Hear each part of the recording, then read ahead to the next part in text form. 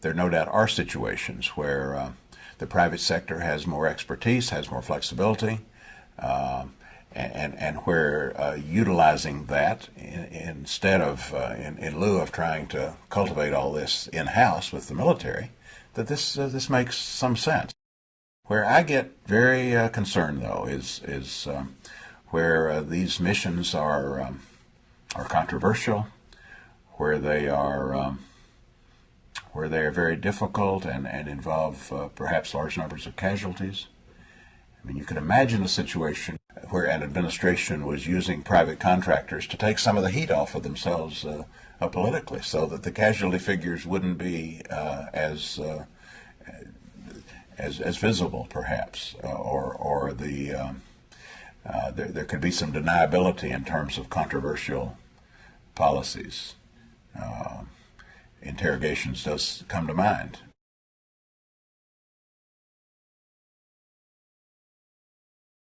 The actions of those folks in Iraq do not represent the values of the United States of America. This mechanism of allowing the people to control the use of military force seems to be something which leads to peace in international relations. And what the process of privatization does is it seems to undermine it, or in fact it does undermine it. Somehow these companies are challenging democracy itself. That's silly too. Democratic governments are hiring these companies to do things, to support their military operations, to support their policies. People are saying that's undemocratic. Well, there's an election. Vote them out if you don't like them.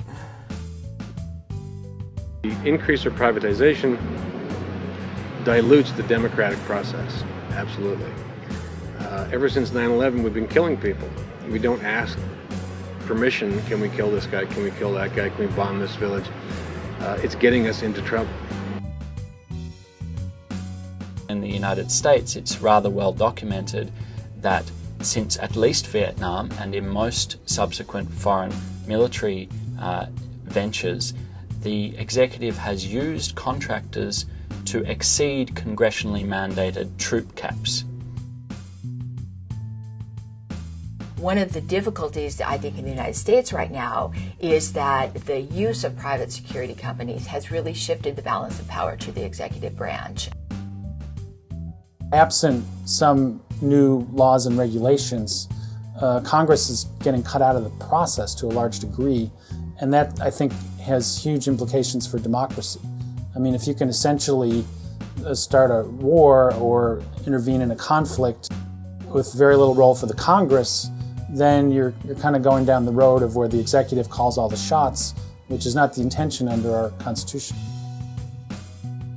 The connections within the national government system, the checks and the balances, are slowly eroded by the use of private military companies, and we're really yet to understand the full implications of that. Against that, of course, we have to weigh the very real benefits and efficiencies of using private military companies. But at this point, it may be too early to say what the long-term outlook is in weighing those costs and benefits. There is a direct accountability and a direct chain of command where you're doing something in-house through the military.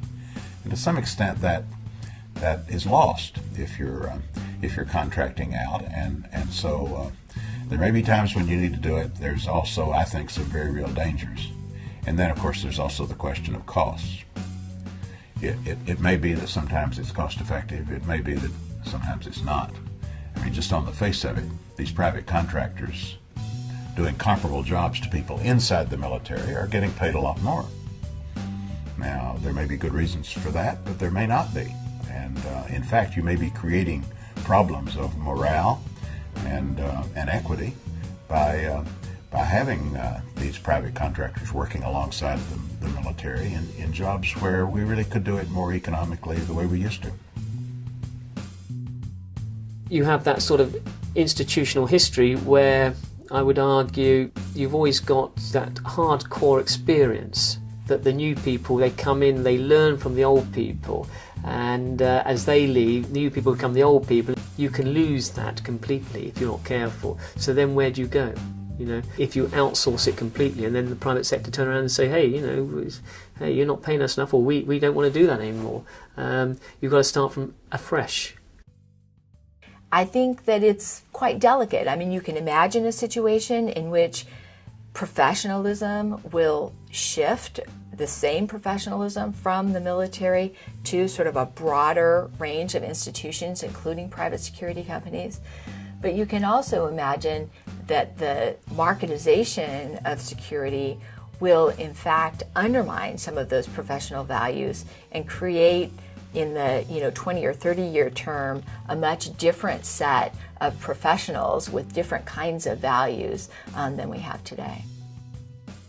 The idea that you can outsource and that sorts out your problems, in the short term it might well do, but in the long term you may find it creates more problems for you.